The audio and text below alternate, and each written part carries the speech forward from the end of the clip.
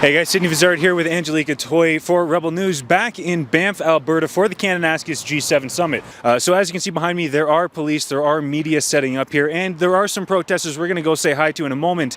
But we just want to give you the update. We're back here and we're see how it goes. What do you make of this summit coming into the town? It's definitely a change up. It's very exciting to be here. Honestly, not thrilled with the agenda that these guys are pushing. Everything's behind closed doors. They're not doing their open debriefing at the end, and frankly, who knows what they're planning. And yeah, it's interesting to be here, and yeah, it's a big event in our backyard, so it's pretty cool. Well, and obviously a lot of closed doors. I mean, we had to legally take the federal government to court just to be here. I saw that, yeah. Rebel News had to go through a lot, and I appreciate you guys making it out here. And yeah, they're really making sure that whoever's there is people they're really selective about and not reporting on it honestly. So yeah. Appreciate to have some more people in there.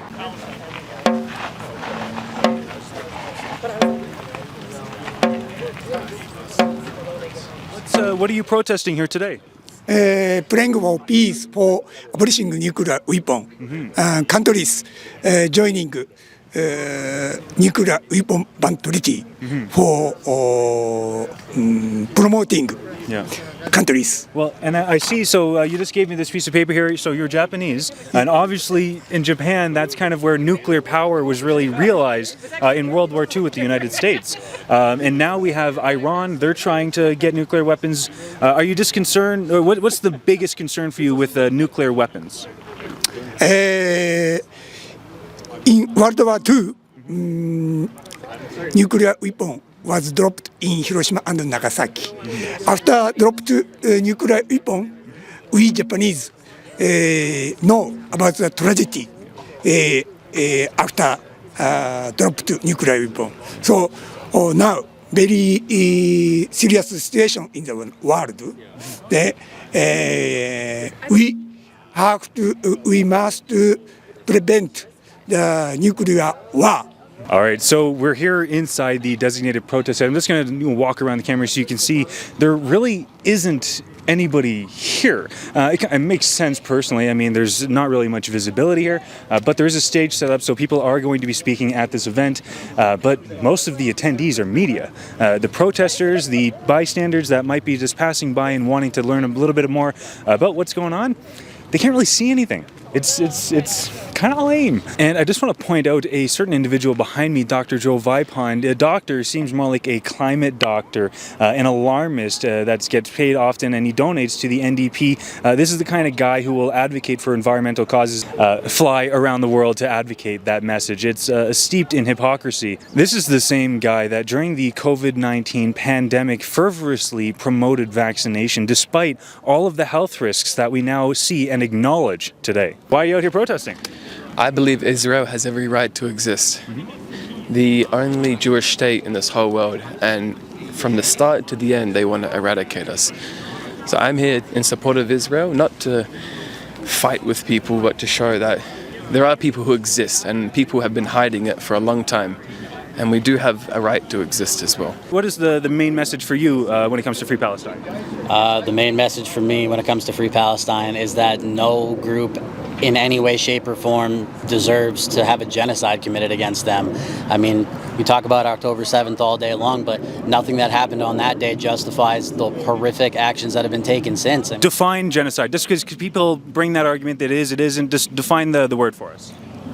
Well, I don't have a dictionary on me, but what I would describe the genocide as is like they're trying to wipe out the entire Palestinian people. They're demolishing every bit of their culture. They're demolishing every bit of their existence, and they're using October 7th and they're using Hamas to justify it. And I mean, I'm not going to stand for those things. Obviously, those aren't good.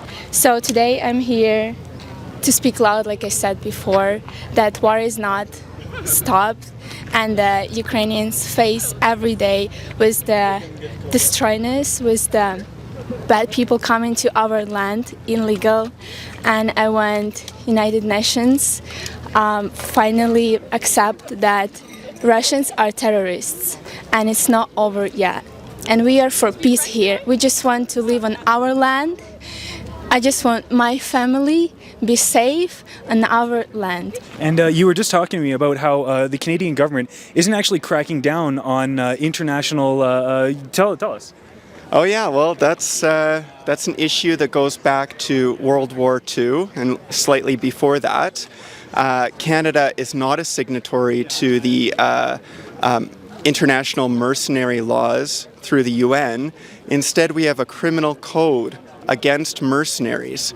And that criminal code piece originated when fascism was rising before World War II.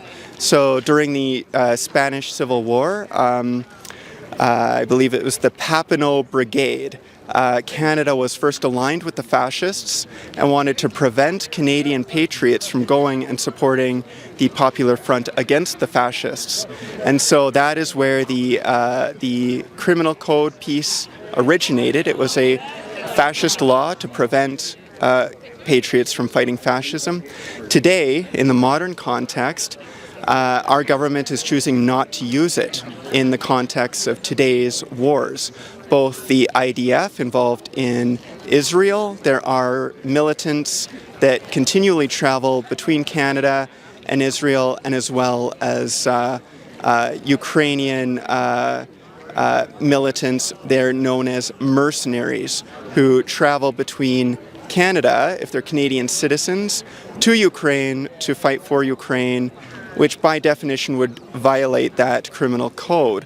Our government has chosen not to prosecute mercenaries because they are aligned on the sides of those mercenaries. Well, and I can't help but think about the leader of India, Modi, talking about how Canada harbors extremists. Well, if that's the case, and mercenaries are, just allowed to run around willy-nilly, it seems like that's a pretty bad combination.